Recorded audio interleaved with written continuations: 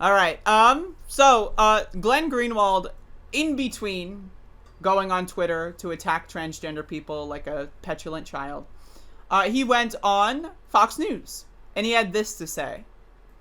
This was a riot in which none of the protesters themselves killed anybody. They themselves were killed. We don't know how Brian Sicknick died.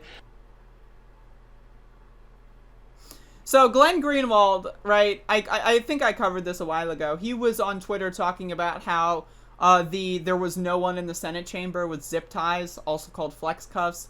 He was saying, and then he backpedaled and said, oh no, he didn't bring them. He just found them off of a police officer and then brought them into the Senate chamber looking for hostages, right? That was his backpedal. So now he is saying that protesters didn't kill anybody.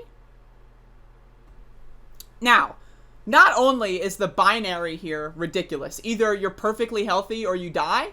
There's no in between. So for example, police officers lost fingers. So like I think it was like some 200 police officers had like severe critical injuries. Like someone had their internal organs fail and like get collapsed and like had blood gushing out of their mouths. Right? Cops lost fingers. Right? And I'm not a cop fan. I'm not here to say I'm a cop fan. Right? They also killed each other. Right? So like as we here have a New York Times article, here's where 5 people died on the day of. An officer died. Right? This one was killed by an officer. This one killed himself, presumably. I believe this was the one that was trampled. So when protesters were trying to storm the Capitol, they had no problem literally stepping on and killing people. Right? So Glenn Greenwald's going on this bullshit. Right? Talking about how, oh, no one died. They didn't kill anybody. But again, hundreds of cops, right, were brutally injured.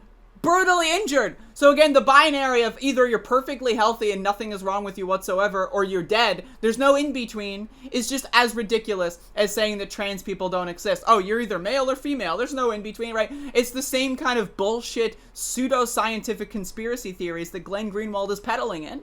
Does it not matter when police lose their fingers and have their fucking lungs collapse? That doesn't matter all of a sudden? It doesn't matter when people get trampled to death? It just doesn't matter. They didn't die. Well, I mean, they did die, but I'm just going to go on TV and say they didn't die. Facts and logic.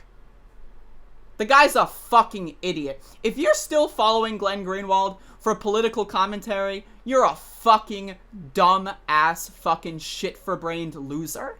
Now, again, you can appreciate and respect some of his, like, you know, investigative journalism for sure. I do. Right? But if you're taking his political commentary seriously in the year 2021, I've got news for you.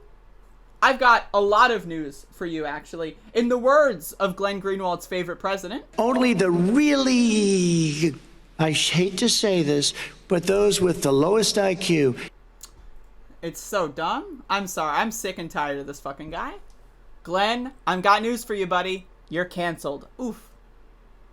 I can't wait for the fucking crybaby triggered losers to cry in the chat or in the comment section. They always do.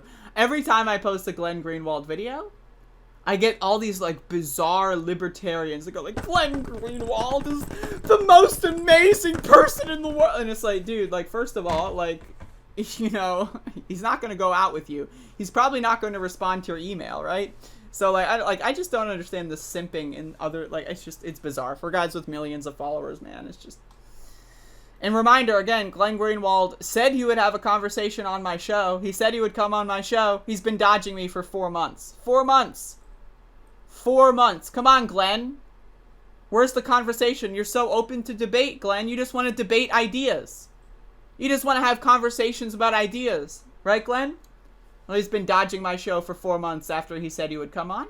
Like, it's one thing if you just never say you want to come on. It's another thing if you say, yeah, sure, I'd love to come on, and then just dodge for 4 months.